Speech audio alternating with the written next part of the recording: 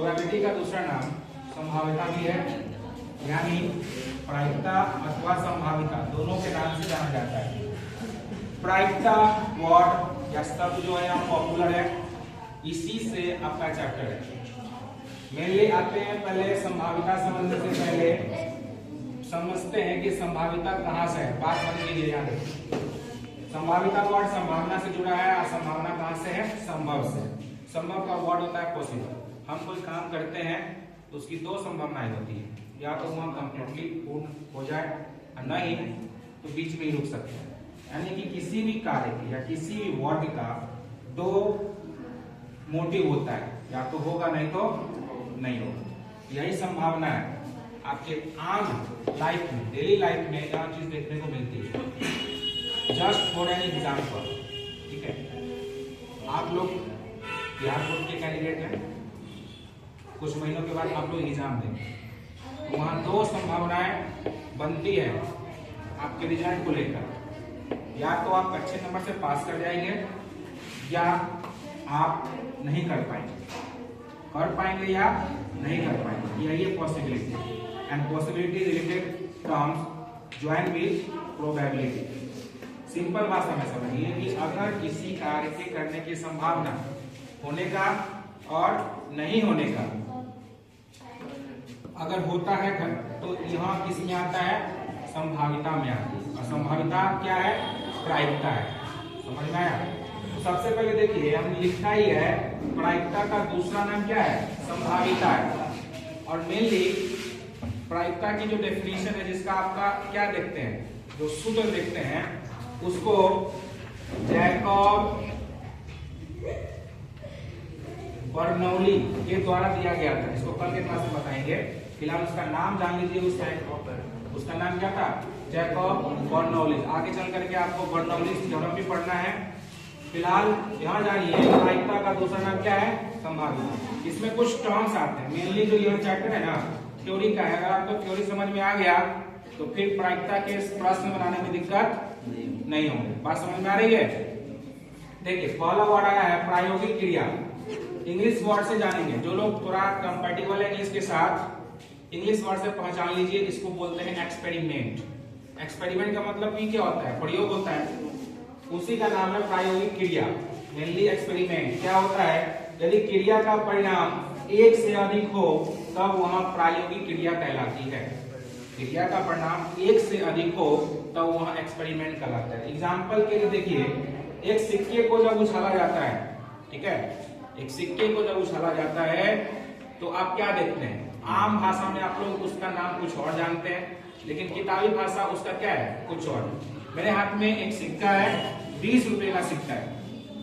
अब इस सिक्के के दो पहलू हैं।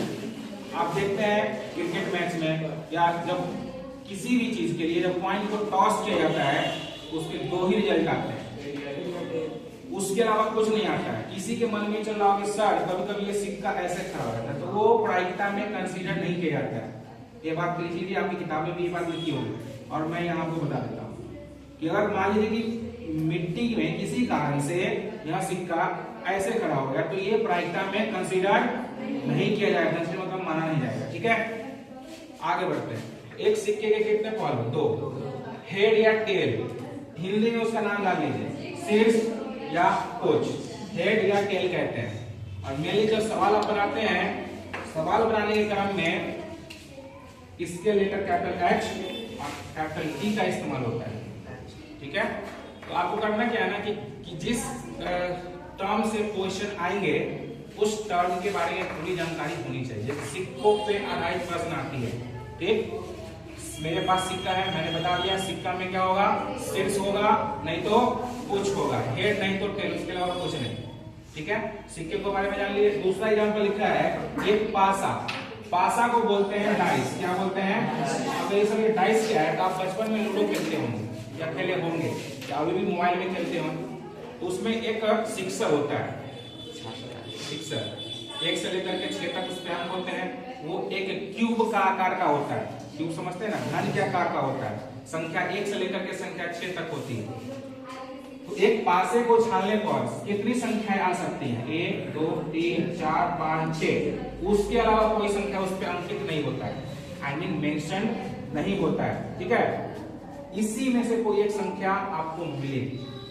अब देखिए, तो उसमें कोई भी संख्या आ सकती है। जब आप ऊपर की संख्या देखते हैं ना, साइड की संख्या तो देखते नहीं है। जब आप उसको टॉस या फेंकते हैं, जब वो कार्डबोर्ड पे या जब आप रखते हैं, तो उस पे क्या आता है? ऊपर की संख्या। ऊपर के फेस में जो संख्या मौजूद होती है वही संख्या आप क्या करते हैं? लेते हैं, ठीक है। तो ये समझ में आ गया कि प्रयोग क्या है। इसके बाद आगे चलेंगे तो आपको इसका एक्सपेरिमेंट टास्क की गड्डियों पे भी क्वेश्चन आता है, उसमें भी बताएंगे। तो उसके लिए पहले आपको हम एक्सपेरिमेंटली वो कार्ड लाएंगे और बताएंगे कि उसमें क्या क्या होते हैं, ठीक है। तब आपको पूरी तरह समझ में आ जाएगा। आगे देखिए, प्रोबेबिलिटी से रिलेटेड कुछ टर्म्स हैं जो मैंने लिखा है कि प्रायिकता से संबंधित कुछ पदों की व्याख्या, ये आपको समझना बेहद आवश्यक है। पहला यादृच्छिक, in English it is called at random, ठीक है। रैंडमली कोई एक्सपेरिमेंट होता है तो क्या होता है, तो समझिए रैंडम क्या है। एक पासे को फेंकने पर ऊपर कोई भी संख्या आ सकती है। ऊपर में कोई भी संख्या 1 से लेकर के 6 तक। कोई भी संख्या कहने का मतलब कितना तक? मात्र 6 तक, 6 से ऊपर नहीं, ठीक है। दूसरा आपका सवाल यह सकता है कि सर आपने संख्या 1 से लेकर 6 तक ही क्यों लिया? क्योंकि जो टर्म्स हैं, जो रिचुअल्स हैं, एक डाइस को बनाने वाले ने क्या किया? संख्या 1 से लेकर के संख्या 6 तक, प्राकृतिक संख्या 1 से लेकर के 6 तक के संख्या को उसने उस पे मेंशन किया, रखा, तो उसके अलावा नहीं रखा। क्योंकि आपको पता है जब क्यूब यानी जब घन का प्रॉपर्टी पढ़ेंगे आप, तो उसमें बताया जाता है उसे कितने फलक होते हैं? 6 फलक होते हैं। इसलिए 6 नंबर ही उस पे आएंगे, उसके अलावा कोई नंबर नहीं आएगा। इसलिए संख्या कितनी है? 1 से लेकर के 6 तक, ऐसी में से कोई एक संख्या उसके ऊपर आ सकती है। दूसरा, एक सिक्के को छाल पर शीर्ष या पूंछ आ सकता है, उसके अलावा कुछ नहीं आएगा। यही है एट रैंडम, मतलब एक बार में कोई एक ही चीज आएगी, ठीक। दूसरा इसका है कि प्रयोग के कुल संभव परिणाम। हम प्रयोग करते हैं, अब प्रयोग के बाद कुल का मतलब क्या होता है? टोटल या all possible outcomes of an experiment. एक एक्सपेरिमेंट का टोटल या ऑल पॉसिबल आउटकम्स क्या क्या हो सकता है। देखिएगा, लिखा है मैंने कि प्रयोग द्वारा प्राप्त कुल परिणाम को इकट्ठा करने पर कुल संभव परिणाम आता है। जैसे एक सिक्का को उछालेंगे, क्या आएगा? यहाँ पे देखिए लिखा है कि एक सिक्के को उछाल पर शीर्ष अथवा पूंछ आता है। हमने पहले ही कहा था हेड को कैपिटल एस और टेल को कैपिटल टी से डिनोट करते हैं। मेनली इसका कुल संभव परिणाम कितना है? या तो हेड है तो टेल, यानी कितना है? 2 है। डाइस में देखेंगे एक पासे को फेंकने पर 1 2 3 4 5 6, उसके अलावा कोई नहीं आता है, तो कितना नंबर? 1 2 3 4 5 6, तो कुल संभव परिणाम कितना होगा? अगर पूछा जाए एग्जाम में या प्रश्न में कि किसी एक सिक्के को छाला गया, तो एक सिक्के के कुल संभव परिणाम कितने होंगे? 2, या तो हेड नहीं तो टेल। लेकिन एक पासे को जब उछाला जाए या फेंका जाए तो कुल संभव परिणाम कितने होंगे? कितना याद रखिए, कुल संभव परिणाम यह होता है कि उसकी अंतिम या उसका लास्टली नंबर्स या उसका परिणाम कहां तक गया है, ठीक है। इसके बाद तीसरा आपका है घटना को बोलते हैं इवेंट, ठीक है। और ये बहुत इंपॉर्टेंट, देखिएगा ध्यान से। प्रयोग के द्वारा परिणामों के संग्रह को घटना कहा जाता है। प्रयोग के द्वारा परिणामों के संग्रह को घटना किया जाता है। अब जैसे एग्जाम्पल इसी का लीजिए, पासा का। एक पासे को जब उछालते हैं क्या आ सकता है? 1 से लेकर के, यानी आपका जो घटना होगा वो उसी 6 में से होगा, 7 नहीं होगा। इसको ई से डिनोट किया जाता है, क्योंकि इसका इंग्लिश नेम क्या है? इवेंट है, इसलिए इसको ई से डिनोट किया जाता है। लेकिन जरूरी नहीं है कि केवल ई से हो, आपका अल्फाबेट के कोई भी लेटर से इसका क्या कर सकते हैं? निरूपण कर सकते हैं। क्लियर है? आगे बढ़े, एकदम देखिए थ्योरी है, थ्योरी समझ में आएगा। हम पहले बताए थे statistical is the term of theory. अगर आपने थ्योरी को समझ लिया तो क्वेश्चन बनाने में प्रॉब्लम, हमने मीन मीडियन मोड ही पढ़ाया, उसमें थ्योरी पढ़ाया। आप सवाल भी बनाए होंगे तो फॉर्मूला याद तो करना ही था, लेकिन फॉर्मूला का जो पार्ट था उस पार्ट का नाम क्या है वो थ्योरी था। याद होगा तो सवाल बना होगा, नहीं तो नहीं बनेगा। इसको भी क्या करना है? उसी तरह याद करना है। सब अगर आप याद कर लेते हैं तो क्वेश्चन में कुछ नहीं है। क्वेश्चन में घटना है, कुल संभव परिणाम है, ठीक है। यही सब चीज आपके क्वेश्चन में आएंगे। अगर वो घटना पूछा जाएगा तो घटना समझ लीजिए क्या है, कुल संभव परिणाम क्या होगा ये बता दिया। आगे देखिए, ये समझ में आ गया। ई के अलावा किसी भी अन्य लेटर से इसको डिनोट कर सकते हैं। अब है कि प्राथमिक या सरल घटनाएं, एलिमेंट्री और सिंपल इवेंट्स क्या होता है, इसकी परिभाषा को याद कीजिएगा, समझ में आ जाएगा। नहीं तो एग्जांपल देख लीजिएगा।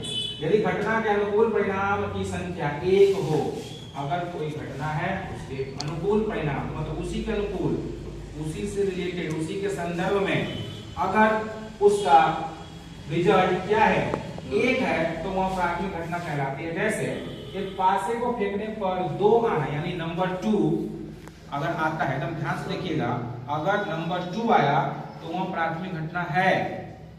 लेकिन अब देखिए 2 कैसी संख्या है, लेकिन कोई 2 ना बोल करके बोल दिया कि सम संख्या का आना प्राथमिक घटना है, तो नहीं है। क्योंकि आप पूरे टर्म में देखिए, इसमें सम संख्या क्या है, वो 2 है, 4 है और 6 है, तब यहाँ ये प्राथमिक घटना नहीं कहलाएगी। क्योंकि सम संख्या कितनी है 3, लेकिन 2 कितना है 1। तो याद रखिएगा प्राथमिक घटना कोई 1 होती है, यानी 2 आना प्राथमिक घटना है, लेकिन सम संख्या आना प्राथमिक घटना नहीं है। समझ में आ गया कि नहीं? आगे है परस्पर अपवर्ती घटनाएं, म्यूचुअली एक्सक्लूसिव और डिसजॉइंट इवेंट्स। तो 2 घटना एक साथ नहीं घटती है। मेनली आप यह याद करेंगे कि 2 घटना एक साथ, जैसे एक सिक्का का एग्जांपल लीजिए, आप सिक्के को जब उछालेंगे, टॉस करेंगे, या तो उस पर हेड आएगा नहीं तो टेल आएगा। ये चक्र इजी है क्योंकि आप लोग इसके बारे में जानते हैं, बचपन से उसका प्रयोग कर रहे हैं। आप लूडो भी खेले हैं, कुछ बच्चे तो वो क्या समझ गए ना। तो 2 घटना एक साथ, देखिए वो चीज बुरी नहीं है, पूरे इसके सोसाइटी के टर्म बना दिए जाते हैं, उसका गलत तरीके से इस्तेमाल होता है। 2 घटना एक साथ नहीं घटित होती है, वह परस्पर अपवर्ती घटना है। और क्लियर? लास्ट है कि समसंभावी घटनाएं, equally likely events. Equally likely events की परिभाषा देखिए, घटना घटित होने और घटना घटित नहीं होने की संभावनाएं एक ही होती है। घटना घटित होने और घटना घटित नहीं होने की संभावनाएं एक ही होती है। इस पर एक फॉर्मूला ही बना हुआ है, वो फॉर्मूला अभी जान लीजिए आप लोग। Probability of events plus probability P not E, मतलब घटना घटित होने की और घटना घटित नहीं होने की संभावना एक होती है। समझ में आया? एक से ज्यादा नहीं होता है। मेनली आप समझ लीजिए कि किसी की प्रायिकता 1 से अधिक घटना घटित होने और घटना घटित नहीं होने की प्रायिकता 1 होती है। यही आपका समसंभावी घटनाएं हैं, equally likely terms. Next class में इसका जो फॉर्मूला है वो आपको बताया जाएगा, उस फॉर्मूले पे आपके सवाल बने। मेनली सवाल अभी आप बनाना सीख गए। कैसे सीख गए? अगर आपसे कोई पूछे कि एक सिक्के को जब उछाला जाएगा तो कुल संभव परिणाम कितने, घटना कितना, या तो हेड नहीं तो टेल। क्लियर है?